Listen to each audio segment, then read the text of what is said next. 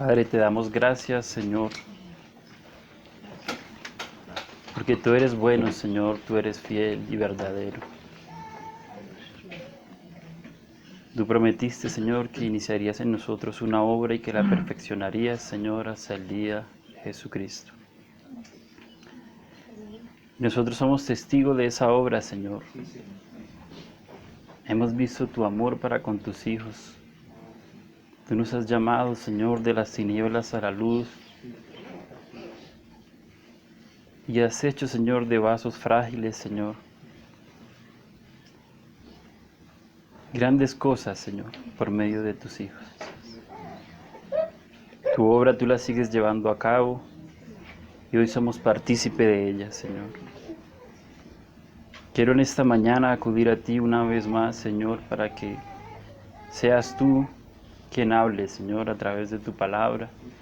Que yo sea simplemente un vocero, Señor, que lleva tu mensaje. Pero que seas tú, Señor, quien muestre, quien habla al corazón de mis hermanos, Señor. Que tu palabra sea viva, Señor, y eficaz. Que pueda haber un cambio, Señor, a través de ella. Que llegue a nuestros corazones, Señor, y se quede allí, Padre. Gracias, Señor, por haber un día mandado a tu Hijo, Señor.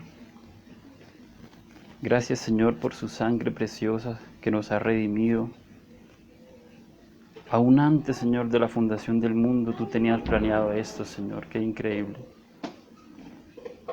Por eso no tenemos más, Señor, sino que confiar en ti.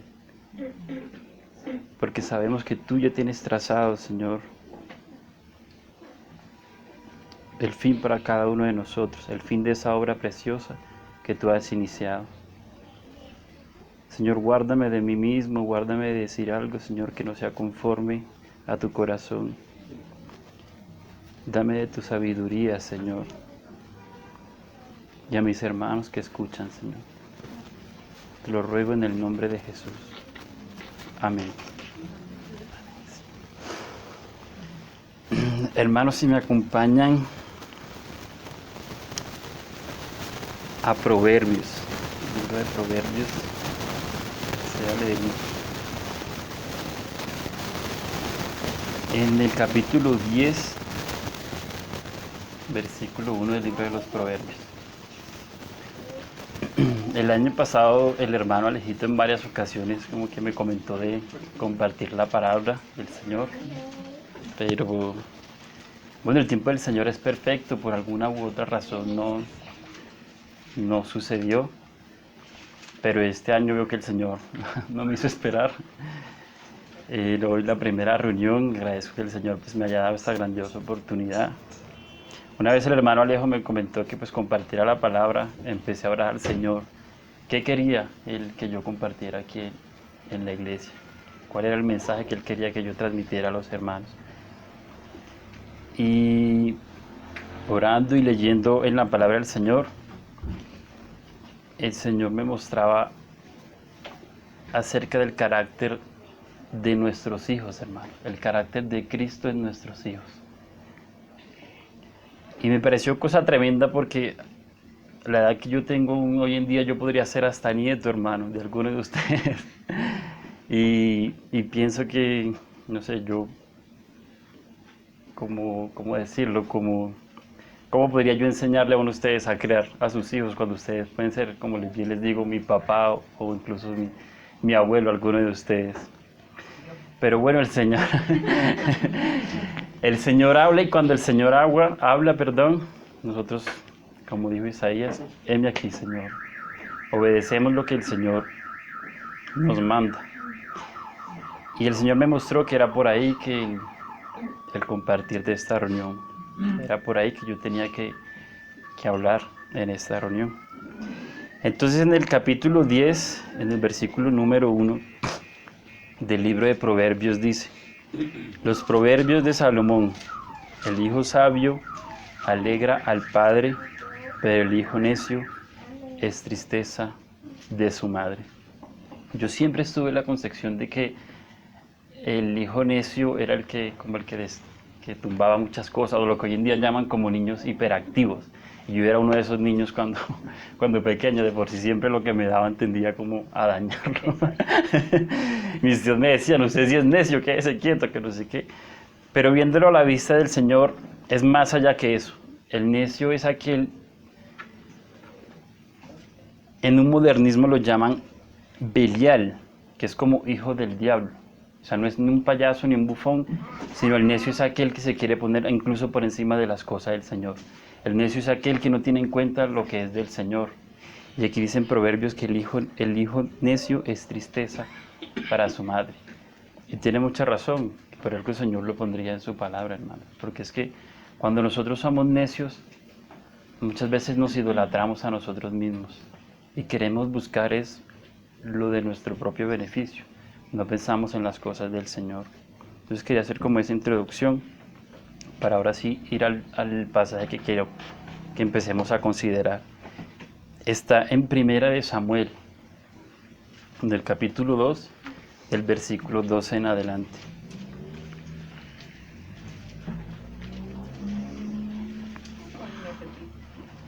Primera de Samuel, capítulo 2, versículo 12 en adelante.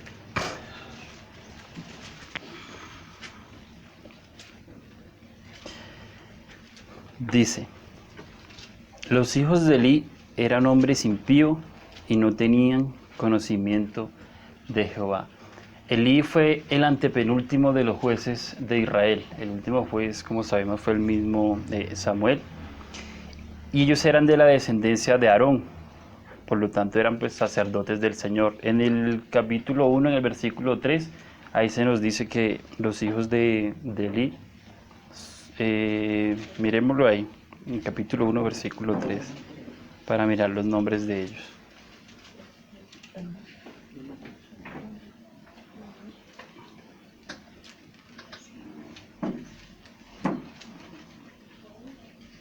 Dice: y todos los años aquel varón, Alcana, era el papá de...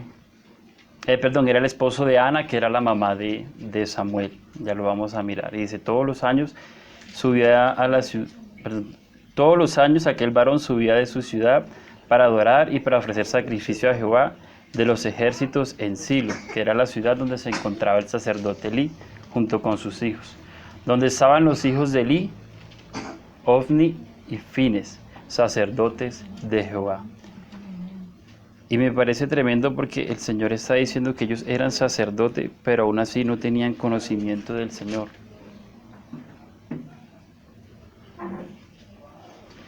Dice: y no tenían conocimiento de Jehová. O sea, esos hombres se hacían llamar sacerdotes del Señor, muy posiblemente por simple tradición, se podría decir, porque por derecho ellos pues venían de la línea de los sacerdotes de Israel, ya que eran hijos de Elí, y Elí venía de la descendencia pues de Aarón como tal.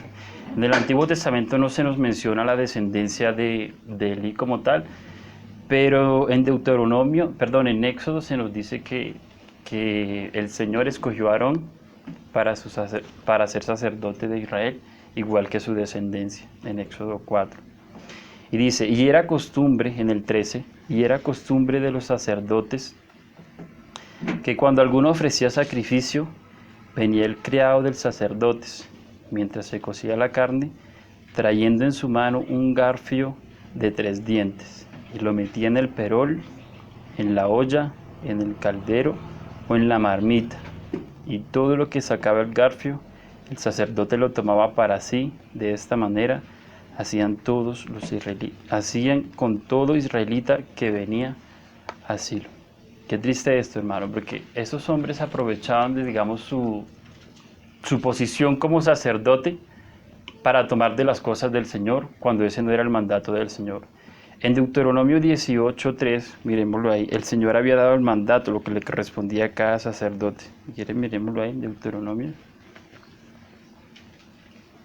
Antes de volver allá.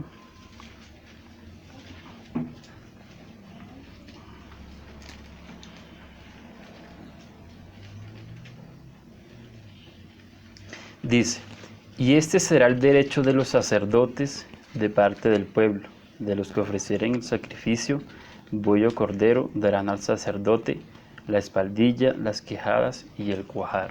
O sea, el Señor había establecido que sí, a los sacerdotes se les iba a dar una parte de su sacrificio, pero no era lo que ellos quisieran coger, por decirlo de esa manera. Y estos hombres eran impíos, o sea, ellos habían dejado de lado el mandato del Señor y habían tomado lo que ellos, lo que ellos les parecía mejor, o sea, a su propio antojo. Dice, y metían, perdón, cuando el garfio ofrecía sacrificio, venía el criado al sacerdote mientras se cocía la carne trayendo un garfio en la mano de 3 dientes. O sea, ni siquiera era de 1 ni de 2 dientes, sino de 3 como para sacar más, hermano. O sea, que atrapara más y quedarse con una mayor parte. Cuando el Señor ya había mandado que era muy diferente lo que Él quería para sus hijos. Que estos hombres despreciaban el sacrificio del Señor. Pensaban en ellos mismos, pensaban en su propio bienestar, en tener más para ellos mismos. Se ve que era grande su pecado, hermano. La avaricia y la codicia de estos hombres era bastante grande. Y dice en el 15, asimismo, antes de quemar la grosura hace referencia como a la parte grasosa del animal o el sebo. En el hebreo la palabra es heled, dice el Señor. Y asimismo, antes de quemar la grosura, venía el criado del sacerdote y decía al que sacrificaba, da carne que asar para el sacerdote, porque no tomará de ti carne cocida, sino cruda. Y si el hombre le respondía, quemen la grosura primero y después toma tanto como quieras, él respondía, no, sino dámela ahora mismo, de otra manera yo la tomaré por la fuerza. Increíble, hermano, o sea, esos hombres de verdad no tenían temor del Señor en nada. O sea, ellos se habían aprovechado de la posición que tenían para, por decirlo así, no sé, extorsionar al pueblo, o sea, extorsionar a los que venían a ofrecer el sacrificio al Señor. Acompáñenme en Levítico 6, el Señor da un mandato también, capítulo 6.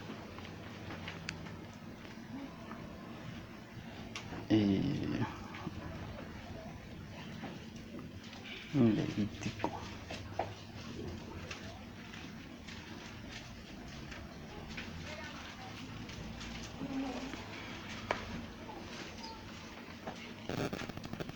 Desde el 14 dice, esta es la ley, es que el Señor va a mostrar cómo era que se debía ofrecer el sacrificio. Dice, esta es la ley de la ofrenda.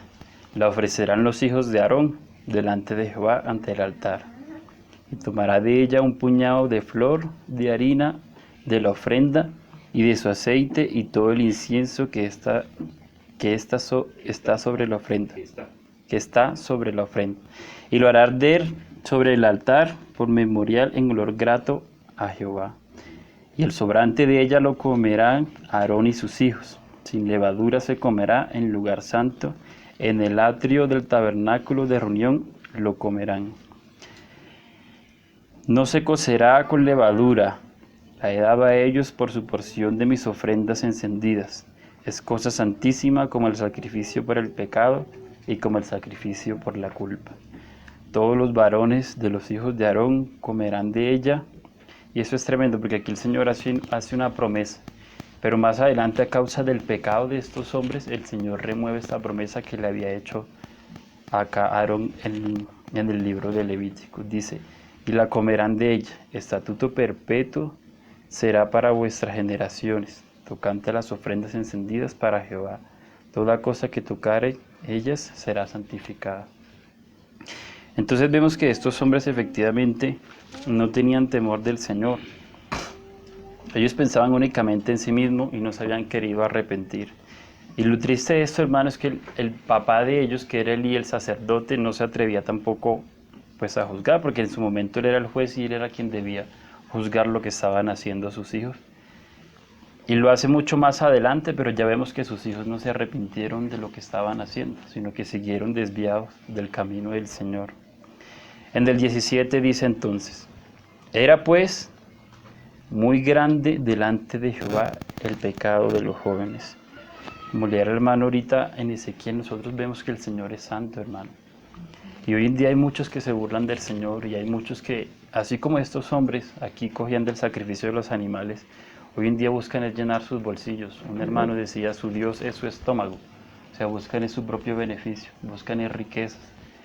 Cuando hermano, ¿qué importan las riquezas? O sea, nosotros, como bien dice Pablo, nosotros debemos vivir de forma que nuestro vivir sea Cristo y el morir sea ganancia, hermano. ¿Qué importa las cosas de este mundo? ¿Cuánto vamos a estar aquí? 60, 70, 80 años, comparado con lo que el Señor nos está ofreciendo. ¿Qué es eso? ¿Por qué buscar riquezas en este mundo donde la polilla y el moho corrompen, hermanos? Porque los hombres menospreciaban las ofrendas del Señor. Pero lo bonito entre todo eso, hermano, es lo que pasa en el 18. El Señor va a levantar a un profeta de entre su pueblo. Y ese profeta es Samuel. Y Samuel, como bien ya en el capítulo 1 se nos dice que es hijo de Ana. Ana era la segunda esposa de Elcana, que es el papá de Samuel. Y se dice que Ana se afligía porque ya no podía tener hijos. Ella era estéril también. Pero oró al Señor y el Señor le concedió el tener un hijo. Fue fiel a su oración, respondió su oración. Y lo bonito de ella es que ella le dice al Señor que si le concede un hijo, ella se lo ofrecería al Señor, lo dedicaría al Señor todos los días de su vida. Entonces en el 18 se hace como una contraparte a lo que viene pasando en los versículos anteriores. Como que en medio de toda esta perversión de los hijos de Eli, el Señor muestra que pueden haber hombres conforme a su corazón. Dice, y el joven Samuel ministraba en presencia de Jehová, vestido de un efod de lino. El efod era una de las prendas del sacerdote, era como un chaleco que ellos usaban por debajo de la capa, que también era otra de las prendas de los sacerdotes. Entonces, hermanos, ¿ustedes creen que Samuel tenía un carácter conforme al Señor? Yo podría apostar que sí. Y lo increíble de esto es que en el capítulo 1 también se nos dice que la mamá no trajo a Samuel a Silo, sino hasta que fue destetado. Anteriormente los niños no es como hoy que muy posiblemente al año o a los 6 meses incluso ya las mamás destetan a los niños. Se sabe incluso de niños que fueron destetados a edad de 10 y 12 años, que anteriormente las mamás daban a los niños senos por mucho más tiempo, hasta los 3, 4, 5 años, incluso hasta los 12 años. Entonces su madre lo trajo a... la mamá lactante. Lo trajo a Silo mucho después, hasta que Samuel fue destetado, porque ella lo había ofrecido al Señor. Entonces lo trajo a donde Eli para que Eli pues lo empezara como a instruir en las cosas del Señor. Su madre influyó mucho, pienso yo, en la formación de Samuel durante esos primeros años. Y leámoslo ahí en Primera de Samuel, lo que les decía, ahí en el capítulo 1, en el versículo 11, respecto a lo que ella le dijo al Señor. Permítanme un momento. En el 1, si vamos a estar volviendo allá al 1, en el 1 del capítulo 11. Capítulo 11, versículo 17. No, Primera de Samuel 1, 11. Ajá. 1, 11. Sí, permítanme un momento. Me pico aquí.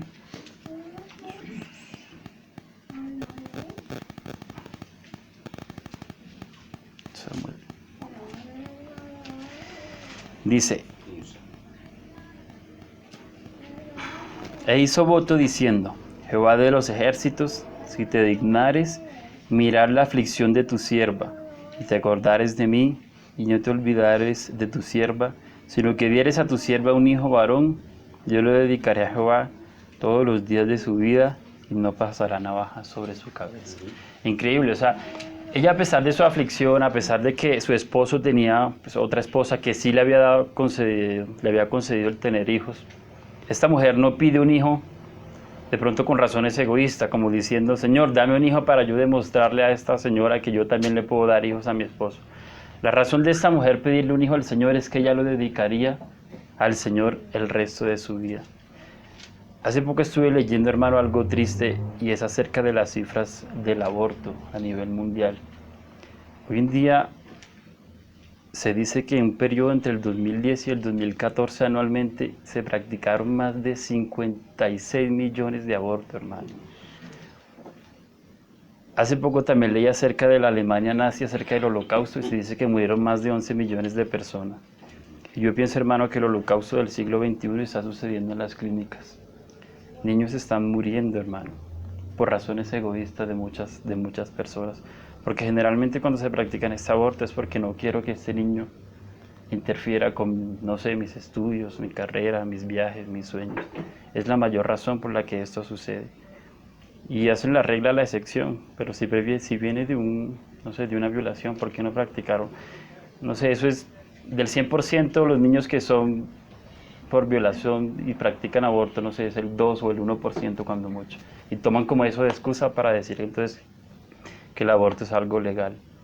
Y eso es bien triste, hermanos, bien triste. 56 millones, imagínense, más de la población de Colombia cada año.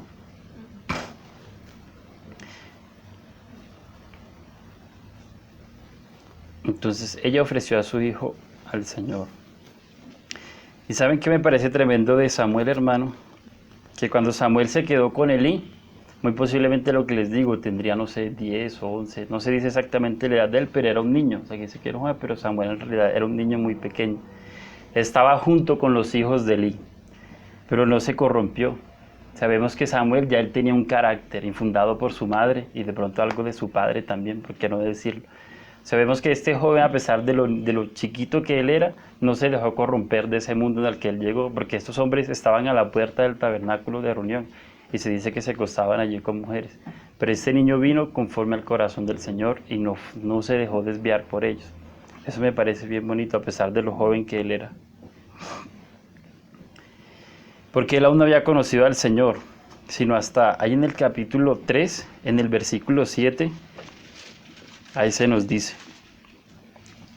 O sea, a pesar de que el Señor no se le había revelado a Samuel directamente, Samuel ya tenía un corazón conforme al Señor. Permítame un momento.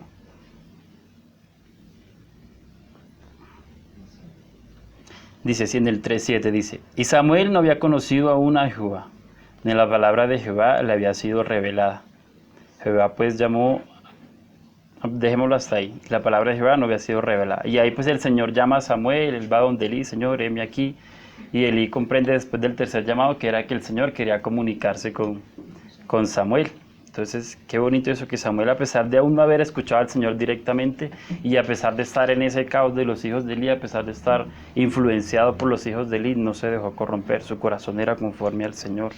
El Señor nos ayude a que nuestros hijos amen al Señor de esta manera y que nos ayude a nosotros a formar a nuestros hijos de esta misma manera. Nosotros podamos compartir con ellos lo que es el Señor, lo importante que es el Señor. Amén.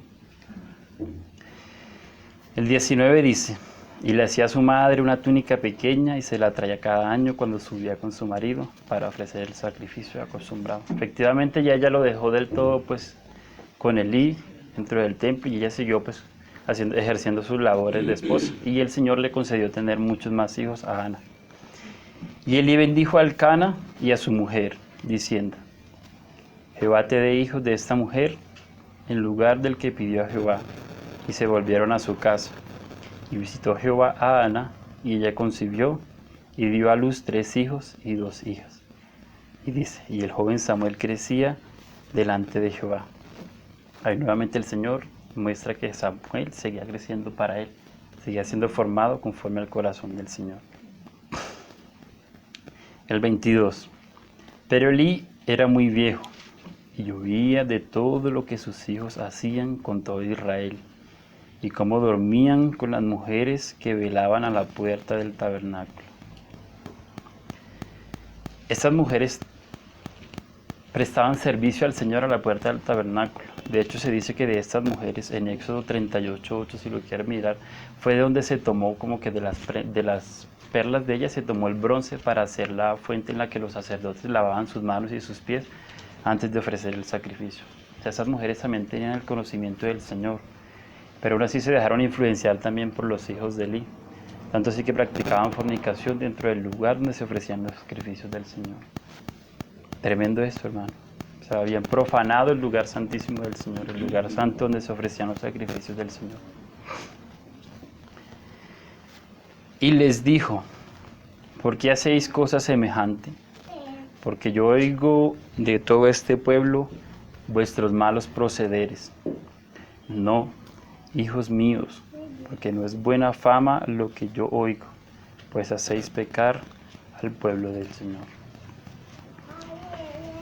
El Señor Jesús en Mateo 18:7, miremoslo ahí, dijo: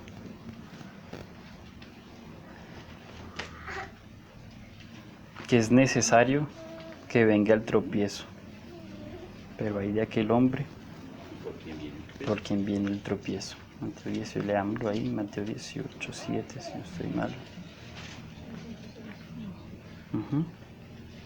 Dice: y hay del mundo por los tropiezos, porque es necesario que vengan tropiezos, pero hay de aquel hombre por quien viene el tropiezo. Entonces, estos hombres eran tropiezo para el pueblo de Israel, y el Señor hace una clara advertencia acerca de estos hombres. O sea, hay de aquel hombre por quien viene el tropiezo. Lo mismo sucedió con Judas. Era necesario que viniera el tropiezo, pero hay de aquel hombre por quien vino el tropiezo. Entonces, era grande su pecado, como bien dice el Señor. En el 25 dice: si pecare el hombre contra el hombre, los jueces le juzgarán. Mas si alguno pecare contra Jehová, ¿quién rogará por él? Eso es como una comparación ahí. Si pecare el hombre contra el hombre tiene que tomar como esa decisión de juzgar ahí. Pero si pecare el hombre contra Dios, uy, hermano, cuán más grande es lo que el Señor va a hacer con aquel hombre que pega contra él. Entonces estos hombres no quisieron arrepentirse.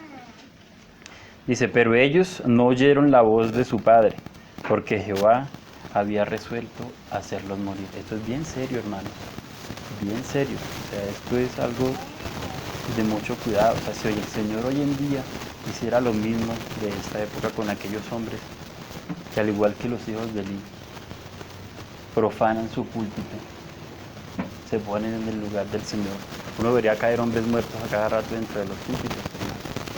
De esa manera sería. No querían arrepentirse. Hay un testimonio que a mí me impactó mucho recién que llegué al Señor, y es de un muchacho, un rockero argentino que se llama Pablo Olivares. No sé si ustedes de pronto lo hayan visto, con todo lleno de tatuajes y mechudos. Y él nació en un hogar cristiano. O sea, que nació que su papá y su mamá eran cristianos. Pero, digamos, él no lo atribuye a su mamá, él no dice que fue culpa de su mamá, sino que por su propia decisión, el pecado que venía con él fue rebelde desde pequeño, y a la edad de más o menos 15 años él se fue de su casa a perseguir pues lo que él quería hacer. Empezó a tocar rock and roll, y él dice: sus drogas, rock and roll, la vida perfecta. O sea, yo creía que estaba viviendo la vida perfecta. Empecé a abrirle a bandas de rock and roll, de Axaba, no sé qué, bueno, un montón de cosas del mundo, buscaba la fama. Pero un día lo secuestraron en México. Y él dice que el secuestrador le puso a él un revólver en la cabeza. Y le dijo: ¿tú crees en Dios? Y él dice: Dios. O sea, yo nunca he tenido nada que ver con Dios. O sea, después de que tú te alejas de Dios 15, 20 años, por más que tú quieras acercarte a Dios, como que no concibí en ese momento. O sea, la charla que yo estaba teniendo con el secuestrador. O sea, ¿qué tiene que ver Dios en esos momentos? O sea, ¿por qué me pregunta que si yo creo en Dios? Pero por alguna razón, él dice, por alguna razón de mi boca salió decirle: sí, yo creo. Y dice: y ahí estaba yo teniendo una charla con el secuestrador. ¿Tú crees en Dios? Sí, yo también. Ah, bueno, el domingo nos vemos en el púlpito. Dice, él estaba ahí teniendo una charla con el secuestrador. Pero dice: a mí me secuestró Dios. Dijo él: a mí no me secuestraron ellos, sino que a mí me secuestró Dios. Porque ese día yo pude conocer quién era el Señor. Entonces a mí eso me ha impactado mucho, porque yo veo el arrepentimiento de este hombre. Y dice que su mamá, cuando él vio que empezó a ser rebelde, lo sacó de la casa. O sea, dijo: aquí en esta casa no se negocia con el pecado. Si tú quieres hacer esto, te vas de mi casa. Y ese fue el carácter de su mamá, y lo mandó a vivir a la calle. Pero la mamá sabía en quién había confiado, dice él. Porque dice, como bien dice, creo que es Proverbio 22:6, que dice: instruye al niño en su camino, y más cuando fuere viejo, no se apartará del Señor. Y Proverbios 22:6, si no estoy mal. Quería hacer ahí como ese. Retomando en el 26 dice: y el joven Samuel iba creciendo y era acepto delante de Dios y delante de los hombres, en similitud al Señor Jesucristo también. Si quieres lo vemos allá en Lucas, en el capítulo 2, versículo 52, que se nos dice que el Señor iba creciendo conforme al corazón. Asimismo fue Samuel, mucho antes del Señor. En Lucas, capítulo 2, versículo 52. Dice, y Jesús crecía en sabiduría y en estatura y en gracia para con Dios y los hombres. Qué bonito eso, hermano. Todos nuestros hijos crezcan de esta misma manera como creció Samuel, como creció el Señor.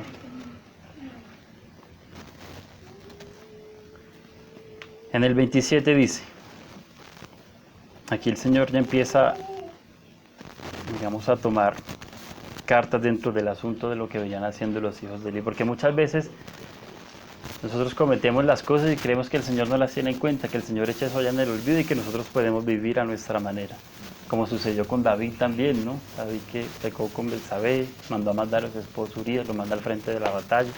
Urías muere y David sigue como si nada hubiera pasado, hasta que el Señor levanta al profeta Natán, lo envía donde David, ahí en el versículo 12 de Segunda de Reyes lo podemos leer. Y el profeta Natán le narra esa historia a David, de aquel hombre que tenía solo una ovejita y que él la cuidaba, mientras que aquel hombre rico tenía muchas ovejas.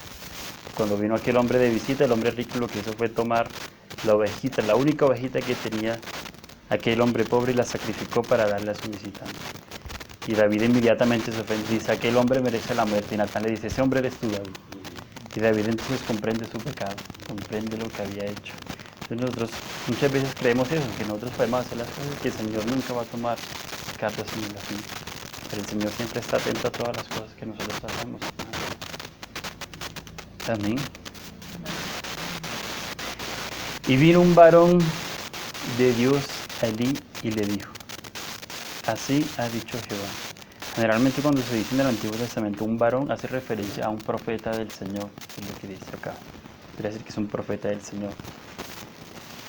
¿No me manifesté yo claramente a la casa de tu padre cuando estaba en Egipto, en casa de Faraón? Lo que les decía. Si quieren leámoslo ahí en Éxodo capítulo 4, versículo 14. Ahí lo podemos leer.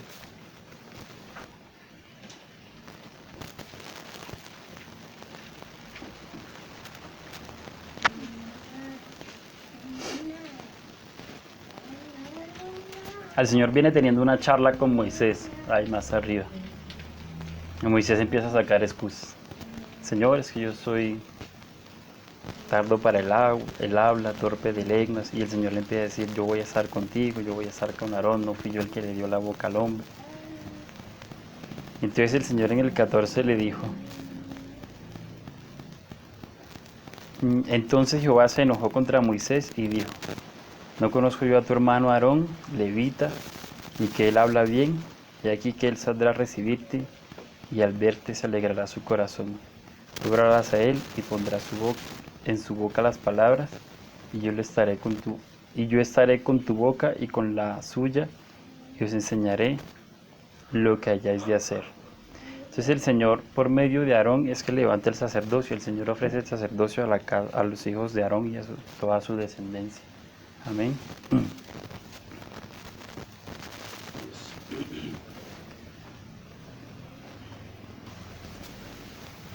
Y los sacerdotes tenían unas funciones. Ellos tenían pues ciertas tareas designadas que los hijos de Eli obviamente no estaban llevando a cabo, sino que estaban haciendo sus propios mandatos. Dentro de esas funciones de los sacerdotes estaba disponer las ofrendas sobre el altar, quemar el incienso y llevar el efod de lino, que era precisamente una de las prendas que usaba Samuel y Elí también aquí en esta narración.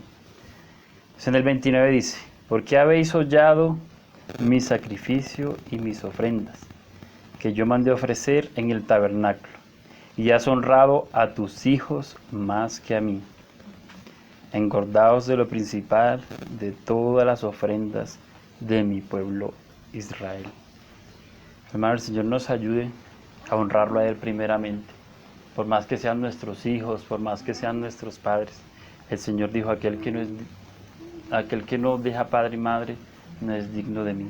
Y no porque sean nuestros hijos, no porque sean nuestro hermano más allegado, nosotros debemos estar de acuerdo con el pecado, con la falta que el hermano esté cometiendo si lo vemos pecar, hermano. Primeramente debemos honrar siempre al Señor y a sus mandatos. Nosotros como hijos del Señor estamos llamados a eso. El Señor nos ayude, porque esto es bien serio, hermanos. Entonces ahí el Señor va a mostrar las consecuencias del pecado de estos hombres. En el 30 habla el Señor y dice: por tanto, Jehová, el Dios de Israel, dice: yo había dicho, ¿se acuerdan que les había dicho por allá en Deuteronomio que el Señor había prometido a los hijos de Aarón el sacerdocio perpetuamente? Entonces aquí el Señor dice: yo había dicho que tu casa y la casa de tu padre andarían delante de mí perpetuamente. Mas ahora ha dicho Jehová: nunca yo tal haga, porque yo honraré a los que me honran, y los que me desprecian serán tenidos en poco. Y todo ese capítulo, todo lo que estamos leyendo, lo que muestra es eso claramente, hermano. O sea, los hijos de Eli van a ser tenidos en poco. Y Samuel, que era el que el Señor venía levantando, el que venía honrando al Señor, podemos seguir leyendo todo el libro de Samuel, las grandes cosas que el Señor hizo por medio de Samuel.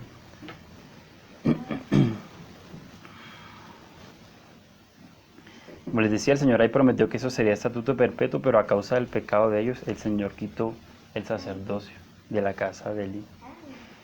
En el 31 dice: he aquí, vienen días en que cortaré tu brazo y el brazo de la casa de tu padre, de modo que no haya anciano en tu casa. Tremendo, hermano, lo que sucedió por causa del pecado de estos hombres.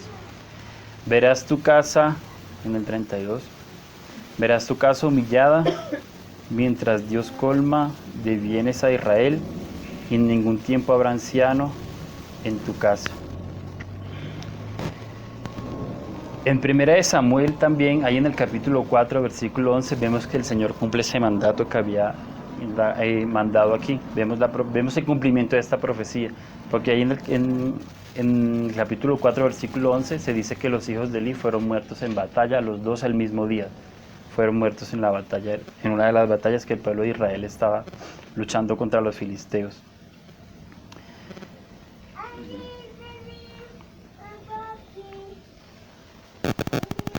En el 33 dice: el varón de los tuyos que yo no corte, el varón de los tuyos que yo no corte de mi altar será para consumir tus ojos y llenar tu alma de dolor, y todos los nacidos de tu casa morirán en edad viril. De ahí en adelante vimos primero esos de los hijos precisamente de Eli, que murieron siendo bastante jóvenes. También luego el rey Saúl, mucho más adelante, mandó matar también a los sacerdotes cuando estaba persiguiendo a David en el desierto. También.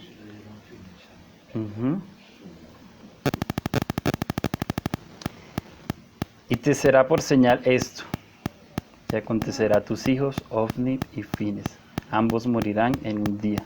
Y eso lo confirmó, como bien les decía, la profecía del Señor. Esta profecía se confirmó en el capítulo 4, versículo 11.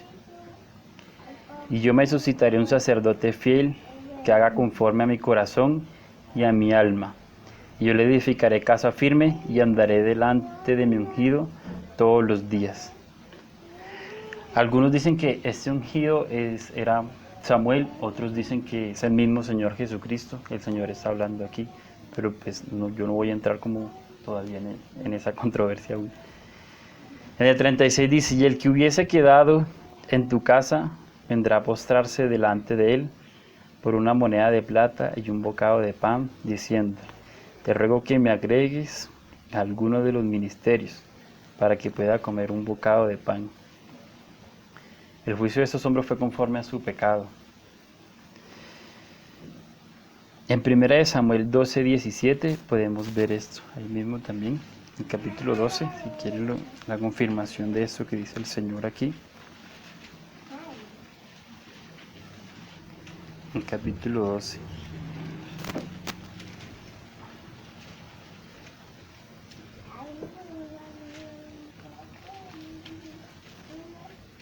Dice: no es ahora la siega de trigo, yo clamaré a Jehová, y él dará truenos y lluvias, para que conozcáis y veáis que es grande vuestra maldad que habéis hecho ante los ojos de Jehová, pidiendo para vosotros rey. Los jueces surgieron a partir de eso, de que el pueblo se había olvidado del Señor, o decían que el Señor ya no les hablaba, entonces que ellos querían precisamente un rey que ellos pudieran ver, y el Señor pues les da su rey. ¿Dónde iba? El 36. Entonces, hermanos, evidentemente lo que el Señor nos muestra aquí es que nosotros necesitamos moldear el carácter de nuestros hijos. Se dice que nosotros nacemos en rebeldía con el Señor. Un hermano decía que un niño de 30 días de nacido, si estuviera a la edad de un hombre, si estuviera a la fuerza de un hombre, perdón, de 30 años, sería capaz de golpear a los papás, hermano. Y yo veo a Manuel, mi hijo, que tiene 50 días de nacido, cuando coge esas rabias, y lo dice, es tremendo, o sea, es tremendo como nosotros venimos ya desde el principio con nuestro corazón siempre tender hacia el mal. Eso me parece increíble cómo a un niño no hay que enseñarle a mentir, cómo a un niño no hay que enseñarle a esconder las cosas. ¿Sí? Y uno sí se tarda un montón en enseñarle a que debe caminar por aquí, a que debe dar gracias, a que debe hacer eso, y eso, para ellos es muy difícil captar esas cosas, pero escuchan una mala palabra, sea de alguien más o en la televisión, y ¡plum!, eso se les queda de una vez grabados en la cabeza. Es increíble, o sea, nosotros venimos siempre con esa tendencia como hacia el lado negativo de las cosas, o malo de las cosas. En Proverbios 22:15 dice, la necedad está ligada en el corazón del muchacho, mas la vara de la corrección la alejará de él. Es necesario, hermano, es necesario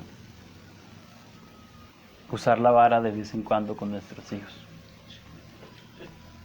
Eso los va a ayudar a ellos a formar un carácter, o sea, eso no está mal. Hoy en día prácticamente, como bien se dice, el tocar a un hijo, el pegarle a un hijo, muchas veces tiende hasta para una demanda o está muy mal visto. Yo escuché una vez un testimonio de un hermano de Brasil, si no estoy mal, que él decía que él un día azotó a su hijo en su casa y la vecina lo pudo ver. Vio que cuando él cogió una vara y le empezó a pegar, le dio 2 varazos al hijo. Y la vecina llamó a la policía. Y la policía efectivamente llegó a la casa del hermano y le dijo, mire, lo que pasa es que nosotros nos llamaron porque X persona nos dijo que usted había maltratado a su hijo de esta manera, con una vara de madera. Y él le dijo, sí, efectivamente eso es verdad.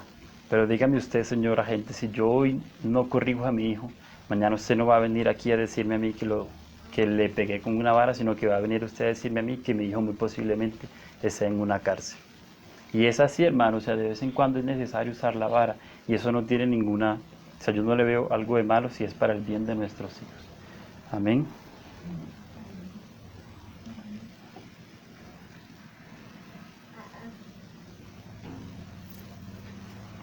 El Salmo 51:5 también dice, he aquí, en maldad he sido formado, y en pecado me concibió mi madre.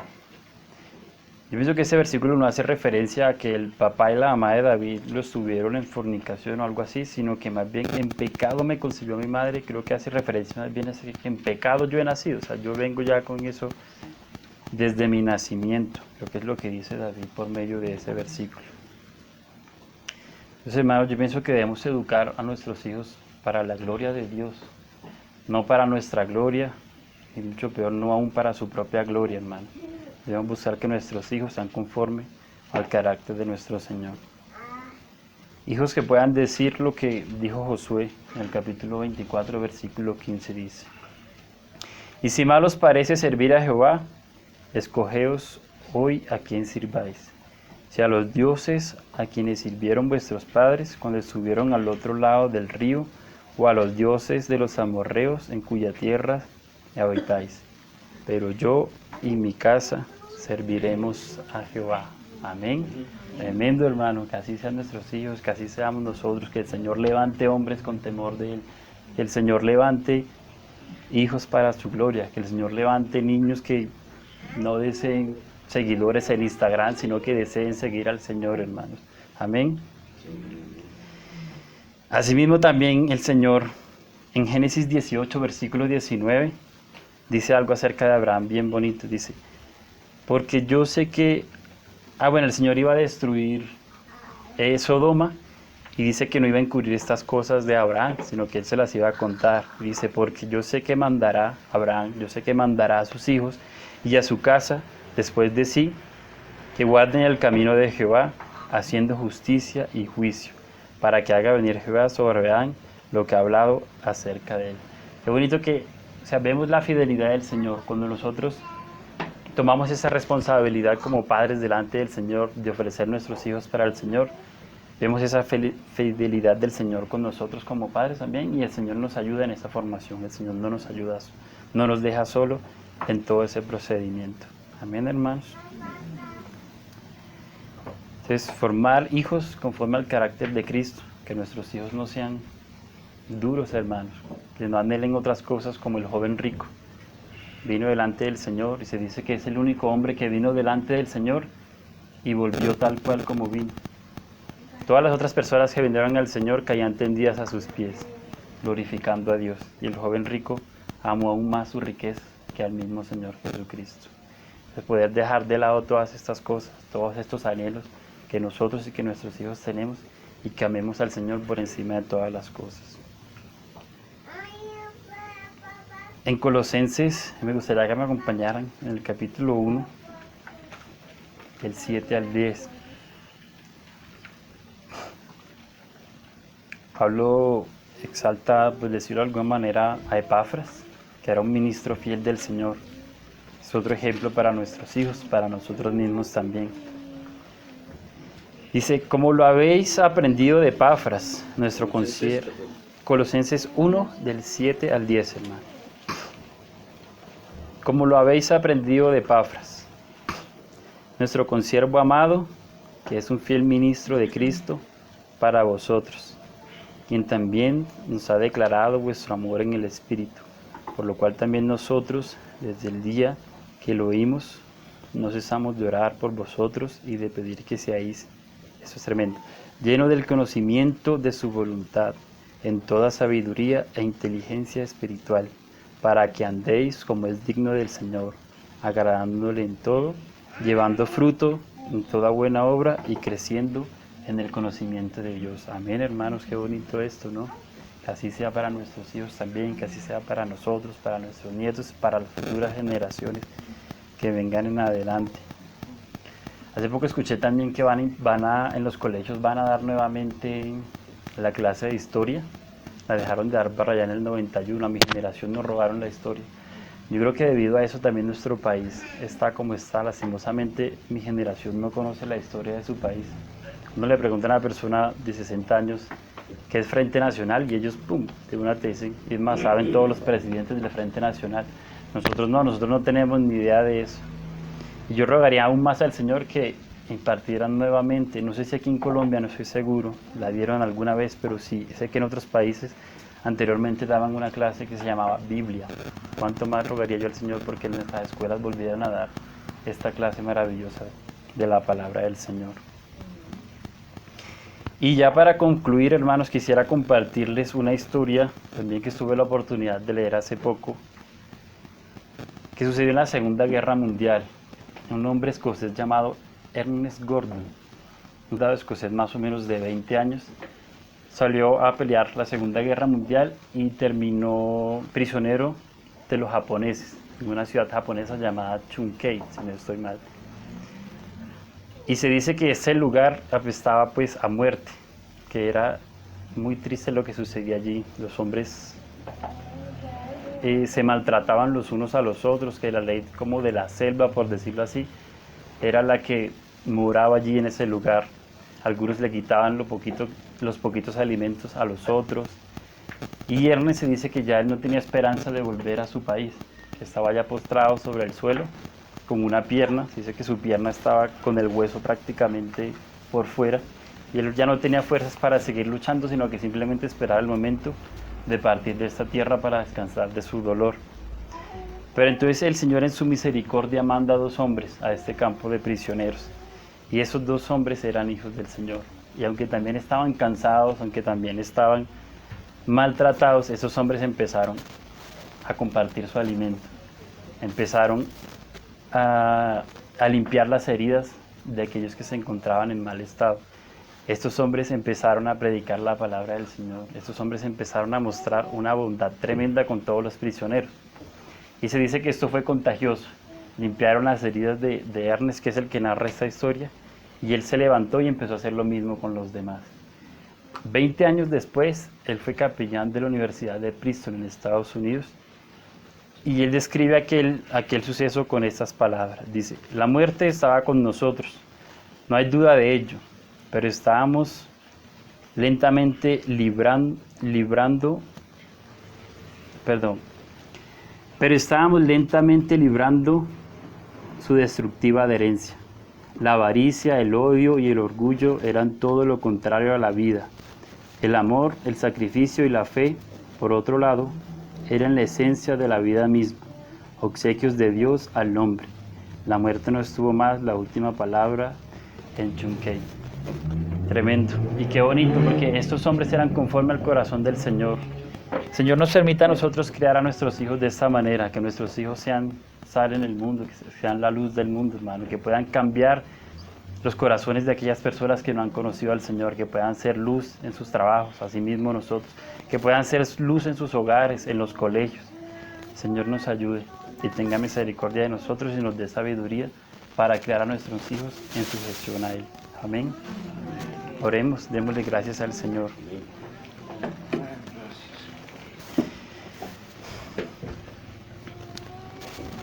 Señor, te damos gracias nuevamente, Padre, por tu fidelidad, por tu palabra, Señor, que es viva y eficaz. Gracias, Señor, por este día, gracias, Señor, por este compartir. Gracias, Señor, por la vida de mis hermanos. Gracias, Señor, por los niños de nuestra iglesia, Señor. Te ruego por ellos. Te ruego, Señor, que tú seas su mayor anhelo, que tú seas su mayor bendición, Señor. Que antes de buscar cualquier otra cosa, te busquen a ti, Señor. Que tu palabra sea vida para ellos, Señor. Que tú seas su mayor anhelo, Padre. Asimismo, danos sabiduría a nosotros como padres, Señor. A nosotros como abuelos, a nosotros como tíos, Señor. Como hermanos que somos. Para hacer luz, para llevar tu mensaje a aquellos que aún no te han conocido, Señor. Danos de ti cada día un poco más. Ayúdanos a ser fiel a tu palabra, Señor. Ayúdanos a ser fiel a tus mandatos. Y ayúdanos a crecer conforme a tu corazón, conforme a tu sabiduría, Señor, para honrar tu nombre cada día de nuestras vidas. En el nombre de Cristo Jesús. Amén.